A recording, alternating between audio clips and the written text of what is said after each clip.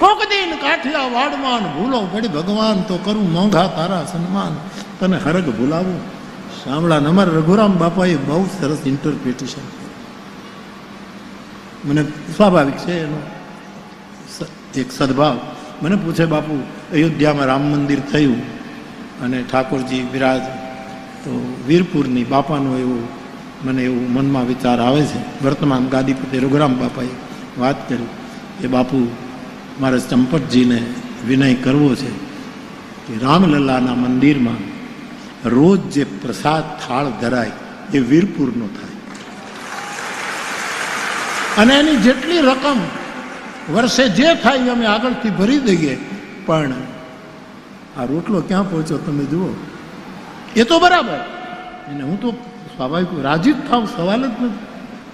હું તો મને તો કેટલો આનંદ થાય, કોઈક રોટલો ખવડાવવાની વાત કરે એટલે મને બહુ આનંદ.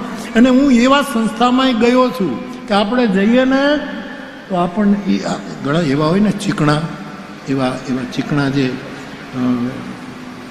એવા વિચારના માણસ બહુ ચીકણા હોય, એ હાથે હજી પણ દળનું દળે, હજી પણ ઘંટી સાદગીએ મારી નાખે.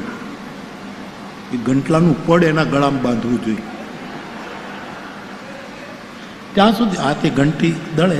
અમારું બધું અનુભવેલું છે સાહેબ. આપણે ત્યાં જઈએ ને એટલે એમ કે તમે જમવાના, શું કામ આવ્યા છીએ? તને પરણાવવા આવ્યા છીએ? અહીં તારો વર વિવાહનો ખર્ચ ખાવા આવ્યા છીએ? તમે જમવાના? આ બનેલી ઘટના છોકરાઓ કે આપણે કહીએ આ જમવાનું, તો 2 ભાખરી ખાશો કે 3? હવે એ શું કામ? પછી એમ કહે કે તો હું એટલું વધારે દળું. તો આ તમે કલ્પના તો કરો, ક્યાં કાઠિયાવાડનો રોટલો સાહેબ. મીરા નૃત્યથી પામી ગયા, ઓશો. ચૈતન્ય એ પણ નૃત્યથી પામી ગયા. નાનક મરદાના છેડ ગાયને પામી ગયા. કોઈ ધ્યાન મારે કહેવું જોઈએ, જલારામ બાપો રોટલાથી પામી ગયો છે.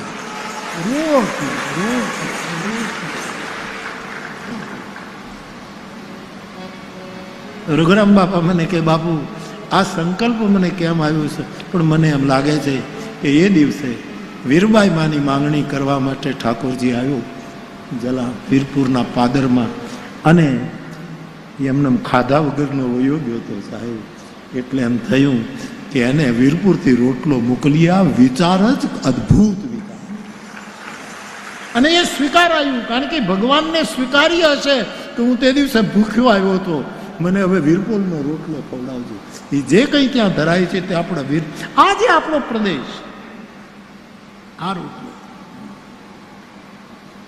તો આમ સમસમી ગયો કે આપણને પૂછે 2 રોટલી ખાશો 3? અરે ભાઈ હું અડધી ખાઈશ, પણ પૂછવાનું બંધ કરીને અડધી જ ખાઈશ. લે ને તારું ખવાય.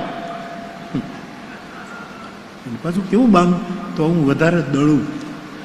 તે દળી દળીને ઢાંકણીમાં ઉધરાવ્યું સાહેબ. તે કાંઈ તું હમડિયાળા ગયો જ નથી, નહીંતર ગંગા સતી તને સમજાવી દે. તે કાંઈ હાથમાં લીધું. ત્યારે એવા સમયમાં ભોજન દેશું તમને લાભશે. નરસિંહ મહેતા આ રાસની વાત હું કરતો હતો, ચેતન બેઠો છે એટલે મને યાદ આવ્યું. સૌરાષ્ટ્ર જેવો રાસ ન થાય, સૌરાષ્ટ્ર જેવા છંદો ન ગમે. બીજા પ્રદેશમાં ગાય એ અરે રહેવા દે ને, એ તું રહેવા દે ને ભાઈ સાહેબ, તું રહેવા દે ને. એના માટે ઘાઘુર વડલા જેવો અવાજ હોવો જોઈએ. એના માટે એક સ્પેશિયલ જીભ હોય છે, સ્પેશિયલ જીભ. અમુક લોકોને પરમાત્માએ સ્પેશિયલ જીભ આપી. અને રેણંકી અમુક પ્રદેશમાં તમે ગાવ તો નહીં નહીં નહીં નહીં નહીં નહીં નહીં નહીં, છોકરા સુઈ જાય, છોકરા બીવ જાય, આવું રણતડ ફટફટ ફટફટ નહીં નહીં.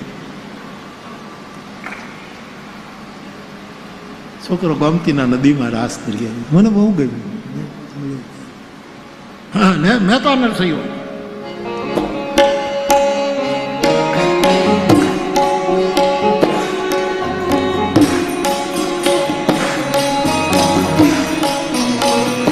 આવેલ આશા એજી મહેતા નરસૈનો સ્વામી સાંભળો ને અમને રમાડ્યા રાસ રે.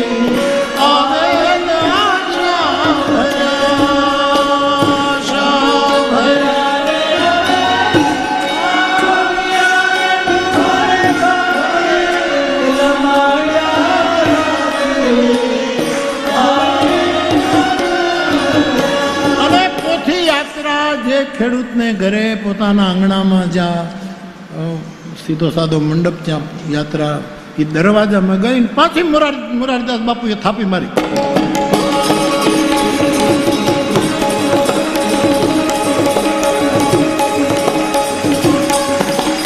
અને એમાં શું થયું, ગામનો ચોકીદારી બંદૂક ભરીને તૈયાર હતો.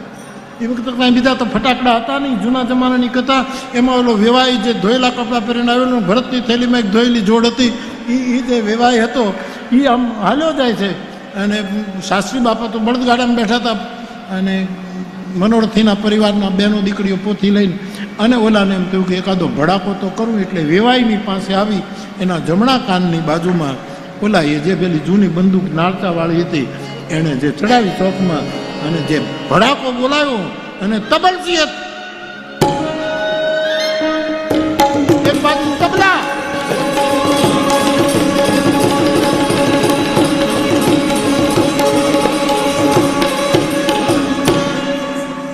નાના નાના ટોટિયાઓ કેટલા નાચે છે આ છોકરાઓ, કાબરિયા આવ મોજ કરે છે સાહેબ. એક બાજુ બંદૂકનો ભડાકો અને એક બાજુ પંકજના તબલા. એને વેવાઈના કાનમાં ધાક પાડી દીધી, સમજાતું જ બંધ થયું.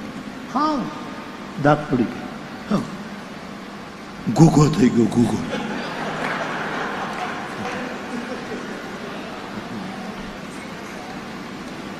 હવે યાર મને ખબર નથી આ બાજુ, પણ અમારા તલગાજડામાં મેં જોયું છે એક ઘૂઘો નામનો જીવડો થાય, ઘૂઘો.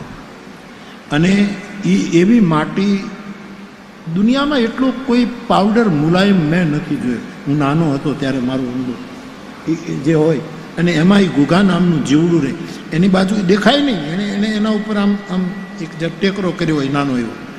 અને અમે રમતા ત્યારે બચપણમાં, અને ત્યાં જઈને કહીને ઘૂઘા ઘૂઘા ઘૂઘા તારી માં બોલાવે છે. એટલે એ જીવડું હળવળીને બહાર નીકળે.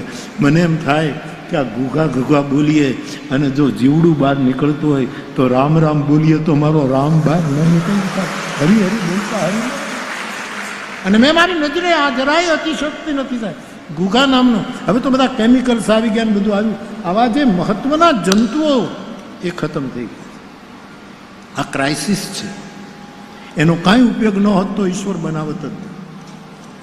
ઈશ્વરની સૃષ્ટિમાં અનાવશ્યક કોઈ વસ્તુ બનાવી નથી, બધું જ આવશ્યક છે. ગામડામાં પછી જેને કાંઈ હળ ન પડે એને ઘૂઘો કે, એટલે ઓલાનો કાન આવી ગયો, બે કાન બે કાંઈ સંભળાય જ નહીં.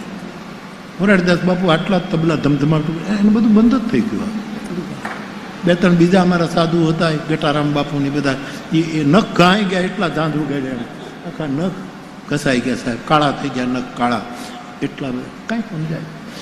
પોથીજીની પધરામણી થઈ છે, વ્યાસપીઠ ઉપર પોથીજી પધાર્યા છે.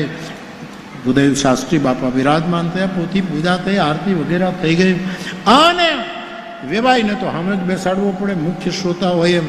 અમે ખાંભા ટેકા નાખીને વાહડા બાંધેલા ટેકા માટે, અને વેકરો હતો એના ઉપર બે ત્રણ મેલા ગાદલા નાખેલા, ત્યાં વેવાઈને બેહાડ્યો છે અને સાંભળે છે કથાનો. ગોર બાપો યમ પ્રવ્રજંતમ અનુપેતમ એત કૃત્યમ નૈપાયનો વિરહ કાતર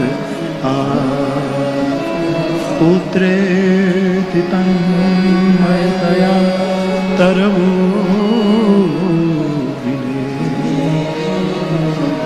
જગજીવન દાદા પંડ્યા તારા તલગાજરડાના ભાગવત જે મને ગીતાના અર્થો સમજાવતા હતા, હું નાનો હતો તો. આ જગજીવન દાદા પંડ્યા હતા, મેવાડા બ્રાહ્મણ. કથા શરૂ થઈ. હવે ચોકીદારની બંદૂકના અવાજને લીધે આના કાન હાવો ગયા. પરીક્ષિતનો મોક્ષ થઈ ગયો, પણ આના કાનનો મોક્ષ નથી. હા, 7 દિવસ આમને ઘૂઘો. તોરણ જુએ, કેળના પાન જુએ, આજુબાજુ લોકો એવી સરસ કથા કરે મહારાજજી.